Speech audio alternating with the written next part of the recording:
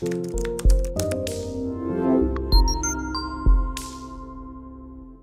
everyone, welcome to Planet Ayurveda YouTube channel. As you all know, हम आपके साथ daily basis पे health related tips और information share करते रहते हैं। वैसे ही आज मैं इस वीडियो में आपके साथ शेयर करूंगी कि आपके बोन्स को स्ट्रेंथन करने के लिए और आपकी रिप्रोडक्टिव हेल्थ को अच्छा करने के लिए 2 रेसिपीज लेके आई हूँ, और साथ के साथ एक मैं ऐसी रसायन औषधि या आपको एक मिनरल प्रेपरेशन के बारे में बताऊंगी जो कि हमारी बोन्स और हमारी रिप्रोडक्टिव हेल्थ के लिए बहुत ही इम्पोर्टेंट और बहुत ही इफेक्टिव है। तो सबसे पहले हम बात करेंगे कि शुक्र धातु जो है वो मेल्स और फीमेल्स दोनों में ही बहुत इम्पोर्टेंट रोल प्ले करती है। कई लोग समझते हैं कि शुक्र धातु का इम्पोर्टेंस सिर्फ और सिर्फ मेल बॉडी में है, लेकिन ऐसा बिल्कुल भी नहीं है। फीमेल्स में भी उसका उतना ही इम्पोर्टेंट रोल है। तो शुक्र धातु सबसे पहले हम समझे तो है क्या। तो हमारी जो बॉडी है वो सप्त धातु से बनी हुई है। 7 बॉडी टिश्यूज होते हैं जिससे हमारी पूरी बॉडी जो है वो एक आकार में और एक क्रिया में आती है। तो इसमें रस जो कि हमारा सर्कुलेटरी फ्लूइड है, रक्त जो कि हमारा ब्लड टिश्यू है, मांस यानी कि हमारे मसल्स, मेद यानी कि हमारा एडिपोज टिश्यू, अस्थि यानी कि हमारी बोन्स, मज्जा यानी कि हमारा जितना भी बोन मैरो सिस्टम है, या हमारा न्यूरोलॉजिकल सिस्टम को भी हम लेके चल सकते हैं इसमें। शुक्र यानी कि हमारी लास्ट धातु। जैसे मैंने आपको ये धातुएं बताई हैं, इसी क्रम में ये धातुएं जो है हमारे जो भी हम खाना ले रहे हैं या जो भी हम आहार का सेवन कर रहे हैं, हम जो भी लाइफस्टाइल फॉलो कर रहे हैं, उससे इसी क्रम में हमारी जो धातुएं हैं वो नरिश होती हैं। हमारे जो बॉडीली टिश्यूज हैं वो नरिश होते हैं। तो रस, रक्त, मांस, मेद, अस्थि, मज्जा और फिर हमारा बनता है शुक्र लास्ट में। तो हमारी जितनी भी धातुएं हैं स्टार्टिंग से लेके एंड तक, जैसे उनका नरिशमेंट होगा, सबसे लास्ट में हमारी शुक्र धातु बनती है। वो मेल्स और फीमेल्स दोनों में पाई जाती है। जो लास्ट में धातु बनेगी वो शुक्र धातु बनेगी, और उसके बाद फिर जो हमारा जो सार बनेगा वो ओज रहता है हमारी इम्यूनिटी। लेकिन हमारी शुक्र धातु, जैसे मैंने आपको बताया कि रस, रक्त, मांस, मेद, अस्थि, मज्जा, शुक्र, ऐसे ही उतने ही दिन भी लगेंगे इन धातुओं को बनने में। जो सबसे लास्ट में बन रही है उसको उतना ही ज्यादा समय लगेगा। जैसे कि हमारी शुक्र धातु का जो टाइमिंग है बनने का वो 28 डेज टू 1 मंथ माना गया है। तो ये शुक्र धातु हमारे लिए बहुत इंपॉर्टेंट है, वेदर हम मेल हैं या फीमेल हैं। ये हम जो भी सेवन कर रहे हैं, हमारी जो भी एक्टिविटीज हैं, डाइट और लाइफस्टाइल, सबका इस पे जो है वो प्रभाव आएगा। चाहे वो हम डेली बेसिस पे कोई सप्लीमेंट भी ले रहे हैं तो उसका भी प्रभाव जो है हमारे शुक्र धातु पे रहने वाला है। तो इसलिए हमारी शुक्र धातु की इम्पोर्टेंस बहुत ज्यादा है, चाहे हम मेल हैं चाहे हम फीमेल हैं। ये शुक्र धातु हमें इम्यूनिटी प्रोवाइड करती है, हमें स्ट्रेंथ प्रोवाइड करती है, हमारे पूरी बॉडी को ओवरऑल हेल्थ भी प्रोवाइड करती है। क्योंकि अगर हम हमारी बॉडी में स्ट्रेंथ होएगी तभी हम अपनी डेली एक्टिविटीज भी कर पाएंगे और अपनी लाइफ में आगे बढ़ पाएंगे।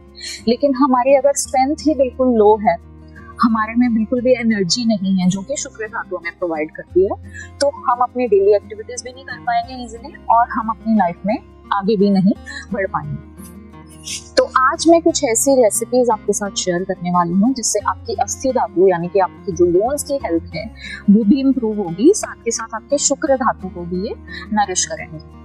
तो इन 2 रेसिपीज से आपको स्ट्रेंथ भी मिलेगी, आपका स्टेमिना भी इम्प्रूव होएगा, एनर्जी भी बूस्ट होगी, आपका मेटाबॉलिज्म भी अच्छा होगा, आपकी कंसंट्रेशन पावर, आपका जो कंसंट्रेशन है अलॉन्ग विद आपकी मेमोरी भी अच्छी करेगी ये रेसिपीज। तो ध्यान से आइए, चलिए हम इन रेसिपीज पे फोकस करके आज से ही आप अपने जीवन में अपनाने का ट्राई करना। बिकॉज ये रेसिपीज जो हैं वो विंटर सीजन में आपके साथ इसलिए शेयर करने जा रही हूँ क्योंकि ये थोड़ी सी उष्ण यानी कि हॉट इन पोटेंसी होती है। तो इस सीजन में इनको लेना सबसे अच्छा टाइम माना जाता है कि आप विंटर सीजन में इन रेसिपीज को लीजिए।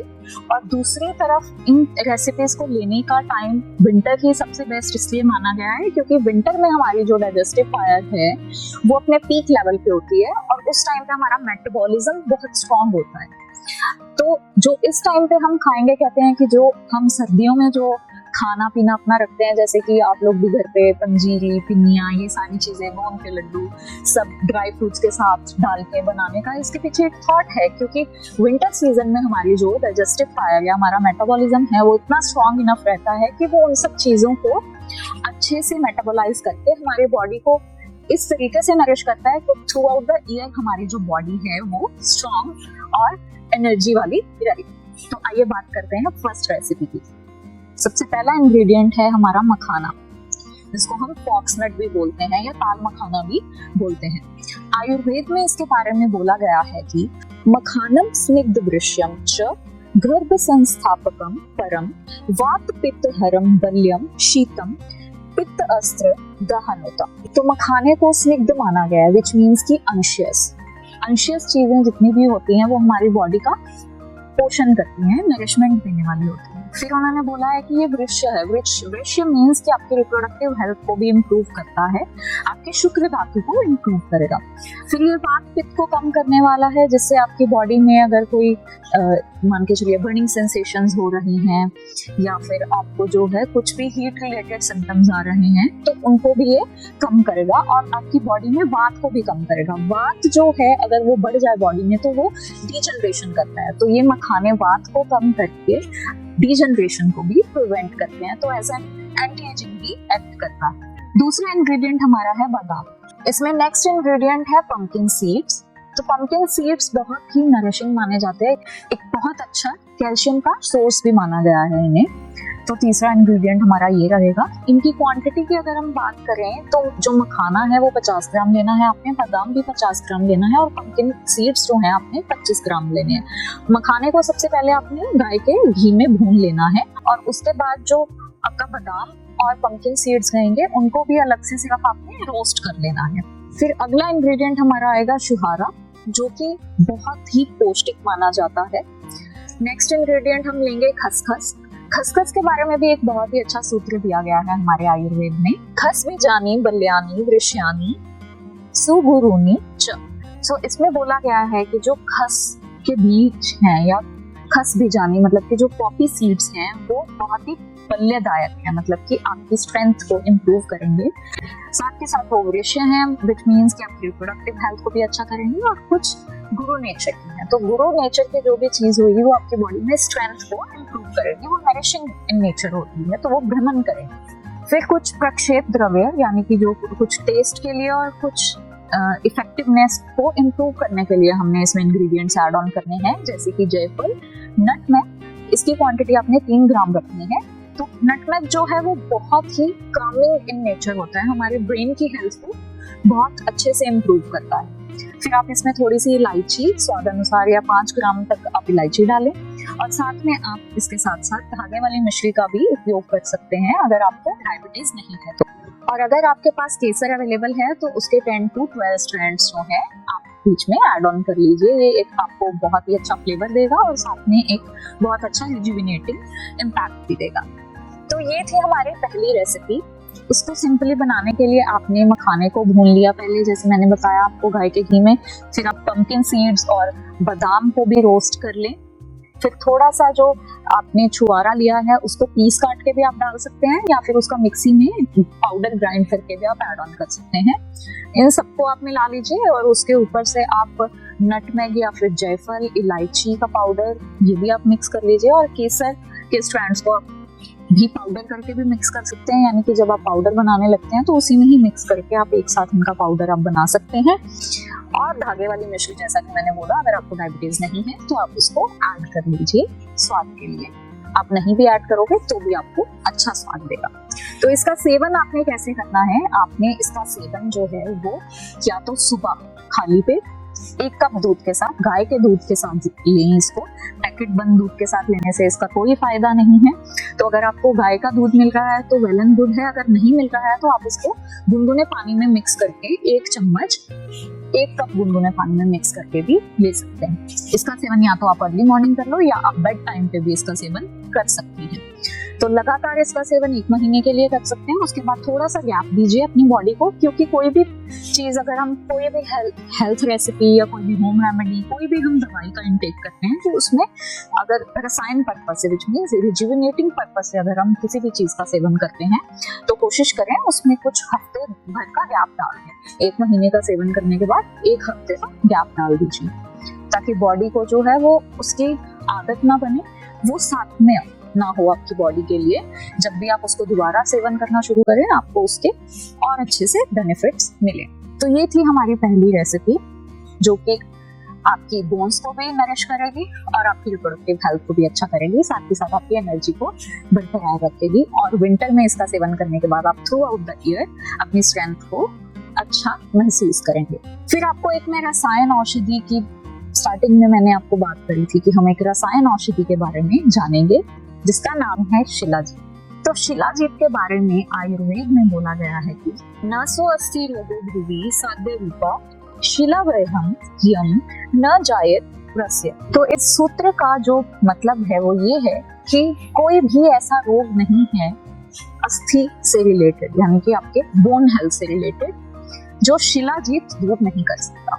तो शिलाजीत एक बहुत ही इफेक्टिव हर्बो मिनरल कंपाउंड है जो कि हमें माउंटेन से ऑब्टेन होता है। ये रेजिन फॉर्म में पाया जाता है। तो आप शिलाजीत रेजिन, जो कि हमारे प्लैनेट आयुर्वेदा में भी अवेलेबल है, वो आप मंगवा सकते हैं और उसको भी आप साथ में स्टार्ट कर सकते हैं इन रेसिपीज के साथ जो आज मैं आपके साथ शेयर कर रही हूँ। फिर हम अभी आते हैं हमारी सेकंड रेसिपी पे। तो जो सेकंड रेसिपी है वो बहुत ही इजी टू मेक है। इसमें आपको सिर्फ और सिर्फ उड़द दाल का यूज करना है। तो इसके लिए आपको पहले 1 कप उड़द दाल ले लेना है। ये है उड़द दाल की खीर की रेसिपी। तो इसके लिए आपको 1 कप उड़द दाल ले लेनी है। उड़द दाल को आपने 3 से 4 बार वॉश कर लेना है। फिर इसको या तो धूप में सुखा लीजिए या हवा में इसको नॉर्मली आप सुखा लीजिए। सुखाने के बाद इसका पीस के पाउडर बना ले। फिर उस पाउडर को आपने गाय का घी डाल के भून लेना है हल्का ब्राउन होने तक। जब आप भून लेंगे उसके बाद आपने इसमें 1 कप दूध का मिला लेना है। तो 1 कप ही आपने जो है वो उड़द दाल ली और 1 ही कप आपने गाय का दूध उसमें मिलाया। मैं फिर आपको कहना चाहूंगी कि अगर आपको प्योर गाय का दूध नहीं मिल रहा है तो please don't use packaged cow's milk. आप इंस्टेड ऑफ इट बादाम का दूध या कोकोनट का दूध भी इसमें मिला सकते हैं। उड़द दाल भी बहुत पौष्टिक रहती है और कोकोनट का दूध भी बहुत पौष्टिक रहता है, तो आपको इससे और ज्यादा बेनिफिट्स मिलेंगे। उड़द दाल के लिए आयुर्वेद में एक बहुत ही खूबसूरत श्लोक दिया गया है जो कि मैं आपको बताना चाहूंगी। वृष्यम परम वातहरम स्निग्ध उष्णो मधुरो गुड़। वृष्य मतलब कि जो आपकी रिप्रोडक्टिव हेल्थ को अच्छा करे। ये मधुर रहता है, स्वीट इन नेचर है, तो स्वीट फूड जो है वो नरिशिंग रहते हैं और इसको परम वातहर माना गया है, विच मीन्स कि ये वन ऑफ द बेस्ट औषधि या one of the best food माना गया है जो वात का शमन करता है। तो आप इस खीर का सेवन भी आप हफ्ते में 2 बार कर सकते हैं। इसको रेगुलर इनटेक के लिए नहीं बोलेंगे हम, क्योंकि ये थोड़ी सी उष्ण होती है। तो इसको आप हफ्ते में 2 बार आप इसका विंटर सीजन में सेवन करें, ये आपको बहुत ही ज्यादा बेनिफिट्स देगा। तो जैसा कि मैंने आपको 2 रेसिपीज बताई और साथ में आपको मैंने शिलाजीत रेजिन का यूज बताया, तो इन विंटर्स आप ये 2 रेसिपीज भी लीजिए और साथ में शिलाजीत रेजिन का यूज करें और अपनी इम्यूनिटी, अपनी स्ट्रेंथ, अपनी बोन हेल्थ, अपनी रिप्रोडक्टिव हेल्थ को अच्छा करें, ताकि आप जो है वो पूरा साल भर अपना एनर्जी और स्टेमिना को अच्छा महसूस करें। और इन दोनों रेसिपीज या शिलाजीत रेजिन का नीड किसे है लेने का? वैसे तो रेगुलर बेसिस पे हर कोई ले सकता है, लेकिन इसके लिए मैं आपको बताना चाहूंगी कि जो अस्थि क्षय है जिनमें, यानी कि बोन मिनरल डेंसिटी या फिर आपको जो है वो कोई भी ऐसा इशू है जो कि आपकी बोन से रिलेटेड है या फिर किसी की रिप्रोडक्टिव हेल्थ अच्छी नहीं है, उनके लिए तो ये बेनिफिशियल है ही, वो रेगुलर इनटेक कर सकते हैं। आप कैसे जानें कि आप में जो है वो अस्थि धातु नहीं है अच्छी या फिर आपकी जो शुक्र धातु है वो अच्छी नहीं है? तो उसके लिए बहुत ही अच्छे श्लोका दिए गए हैं चरक संहिता में। तो आइए हम उन श्लोका को एक बार दोहराएं। केश लोम नख श्मश्रु द्विज प्रपत्नम, which means कि आपकी जो अस्थि का क्षय जब होगा तो आपके केश यानी कि बाल, लोम यानी कि आपके जो स्किन पे जो हेयर्स हैं, नख यानी कि अपने आपके नेल्स, दाढ़ी यानी कि आपके जो बियर्ड के हेयर्स हैं, और दांत, ये सब जो है वो गिर जाते हैं। अगर तो किसी के अगर बाल टूट रहे हैं, अगर किसी के नेल्स टूट रहे हैं, दाढ़ी के बाल गिर गए हैं, सर के बाल गिर गए हैं या दांत गिर गए हैं, तो उन्हें समझ लेना चाहिए कि उनमें जो है वो अस्थि धातु का क्षय है। फिर आगे बोला गया है श्रमा घ्यमस्थि क्षय लिंगम संधि शौथिल्यम नेवच। तो इससे जो है ऐसा लगेगा कि शरीर में बहुत ज्यादा थकावट हो रही है और आपकी जो जॉइंट्स हैं वो बहुत ही ज्यादा शिथिल हो चुके हैं, विच मीन्स कि उनमें फ्लेक्सिबिलिटी नहीं है अच्छी। तो ये थे अस्थि क्षय के लक्षण। तो अगर आप लोगों को किसी को भी इस तरीके के लक्षण आ रहे हैं तो आप ये रेसिपीज ले सकते हैं। अब हम बात करेंगे शुक्र क्षय के लक्षणों की। दौर्बल्यम मुख शोष्च पांडुत्वम सदनम श्रम, विच मीन्स कि अगर आपको शुक्र धातु का क्षय है, आपके शरीर में दुर्बलता, वीकनेस आएगी। मुख का सूखना यानी कि आपका माउथ जो है वो ड्राई हो जाएगा, शरीर में पीलापन आएगा। पांडुत्वम, सदनम मतलब कि आपको थकावट होगी और श्रम रहेगा। फिर है क्लेब्यम शुक्र अविसर्गश्च।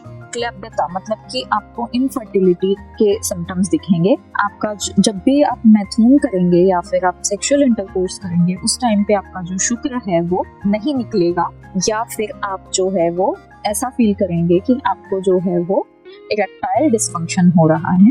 तो अगर ऐसे सिम्टम्स आएंगे तो आप समझ लीजिए कि आपके जो शरीर है उसमें शुक्र का क्षय है। तो इस प्रकार आपको जान लेना है कि आप में अस्थि का क्षय है या फिर शुक्र धातु का क्षय है। तो अगर आप ये दोनों रेसिपीज लेते हो या आप शिलाजित रेजिन का यूज करते हो तो आपकी बॉडी में ये दोनों धातुएं जो हैं वो बिल्कुल नॉर्मलाइज हो जाएंगी, और फिर आप कुछ ऐसे सिम्टम्स अपने आप में पाएंगे कि आपकी स्ट्रेंथ गेन हो रही है, आप जो है आपका जो फेस है उसका कम्प्लेक्शन चेंज हो रहा है, आपको बिल्कुल भी थकावट नहीं फील हो रही है, आपकी जो एनर्जी है वो सारा दिन बनी रहती है, और आपकी जो माइंड की कंसंट्रेशन पावर है वो भी बहुत ज्यादा इम्प्रूव हो चुकी है। ब्रेन फॉग जैसे सिम्टम्स आपको नहीं आएंगे। तो आई होप आपको ये रेसिपीज पसंद आएंगी, आप इनको अपनी लाइफ में जो है वो इंट्रोड्यूस करेंगे और आप अपनी सेहत को जो है वो और अच्छे से इम्प्रूव करेंगे। अगर आपको कुछ भी इससे रिलेटेड कोई भी जानकारी चाहिए या फिर आपको कुछ भी कंफ्यूजन है, कैसे आपको इसको लेना है, किस समय लेना है, कौन ले सकता है, कौन नहीं ले सकता, अगर कुछ भी आपके मन में अभी भी सवाल हैं तो आप हमें कमेंट बॉक्स में लिख के भेज सकते हैं। धन्यवाद। www.planetayurveda.com पर जाएं और वहाँ पे हमारे जो कंसल्टेंट्स हैं पूरे वर्ल्ड से हमारे पास पेशेंट्स जो है कंसल्ट करते हैं आयुर्वेद के रिलेटेड। हमारे MD आयुर्वेदा डॉक्टर्स हैं जो कि व्हाट्सएप वीडियो कंसल्टेशन के थ्रू आपको कंसल्टेशन देते हैं और आप ऑनलाइन अपॉइंटमेंट बुक कर सकते हैं और अपने जो फ्रेंड्स हैं, जो फैमिली के लोग हैं उनको आप बता सकते हैं। लिवर, किडनी, लंग्स, स्किन, दिल, पेट, घुटने, सिर, पैर या बॉडी के किसी भी पार्ट से जुड़ी हो कोई भी समस्या अभी कॉल या व्हाट्सएप करें और घर बैठे समाधान पाएं 6209123456 पर। हाँ जी, अब सब बीमारियों का इलाज है बहुत आसान। आपकी सेहत से जुड़ी हर समस्या का समाधान मिल रहा है घर बैठे। अब आप दुनिया के किसी भी कोने से टॉप प्लैनेट आयुर्वेदा एक्सपर्ट से ऑनलाइन बात करें, परामर्श लें और दवा की भी करवाएं होम डिलीवरी। हेल्थ प्रॉब्लम्स कोई भी हो, सोल्यूशन सिर्फ एक, www.planetayurveda.com। पूरे प्लैनेट की सेहत का नंबर 1 साथी।